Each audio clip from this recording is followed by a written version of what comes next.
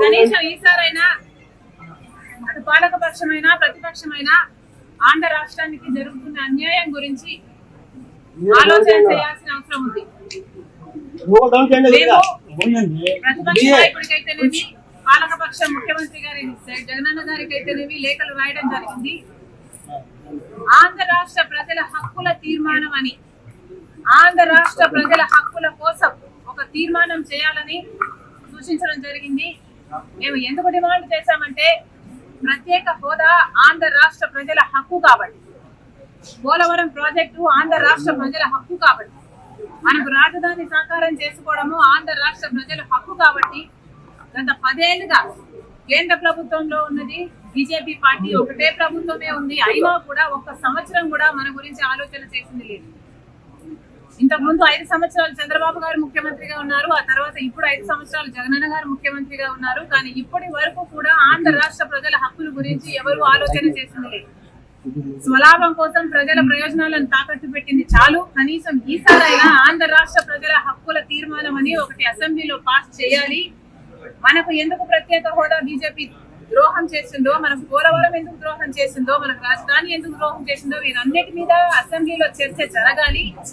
ఈ తీర్మానాన్ని ప్రెసిడెంట్ కు కేంద్ర ప్రభుత్వానికి కూడా పంపాలి అని డిమాండ్ చేశాము. దయచేసి ఈసారైనా పాలకపక్షము అటు ప్రతిపక్షము ప్రజల సమస్యల గురించి ఆలోచన చేయాలని డిమాండ్ చేస్తుంది కాంగ్రెస్ పార్టీ.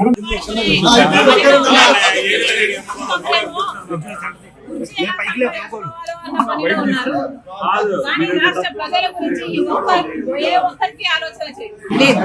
అటు చంద్రబాబు గారికి లేదు, అటు జగన్మోహన్ రెడ్డి గారికి. అందుకే చెప్తున్నాం, ఇప్పటికైనా కూడా కళ్ళు తెరవాలి ఆంధ్ర రాష్ట్ర ప్రజలు. ఇప్పటికైనా ప్రజల మేలు కోరేది ఎవరు అనేది ఆలోచన చేయాలి. ఈ బీజేపీ తొత్తు పార్టీలైన టీడీపీని, వైసీపీని, జనసేనను ఇంటికి పంపించాలని కాంగ్రెస్ పార్టీని ఆశీర్వదిస్తేనే మనకు ప్రత్యేక హోదా మళ్ళీ సాధ్యమవుతుందని మరొకసారి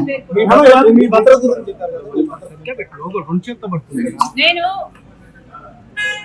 ఆంధ్ర రాష్ట్ర కాంగ్రెస్ పార్టీకి అధ్యక్షురాలిని. ఈ రాష్ట్రంలో నాకు తిరగాల్సిన అవసరం ఉంటుంది. ఈ రాష్ట్రంలో తిరిగినప్పుడు నాకు భద్రత కల్పించాల్సిన అవసరము ప్రభుత్వానికి ఎంతైనా ఉంది.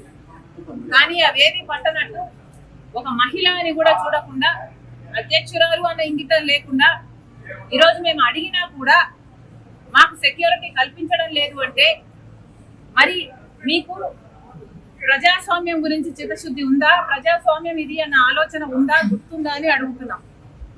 మీకు సెక్యూరిటీ ఉంటే సరిపోతుందా? మీరు పెద్ద పెద్ద కోటలు, పెద్ద పెద్ద గడిలలో కట్టుకొని మీరు బతికితే సరిపోతుందా? మిగతా వాళ్ళకు, ప్రజలకు భరోసా ఇవ్వాల్సిన అవసరం లేదా? ప్రతిపక్షాలకు రక్షణ కల్పించాల్సిన అవసరం లేదా? అంటే ఆ చెడు కోరుకుంటున్నారనే కదా అని అర్థం. మాకేదైనా ప్రమాదం సంభవించాలని మీరు అనుకుంటున్నారనే కదా అర్థం.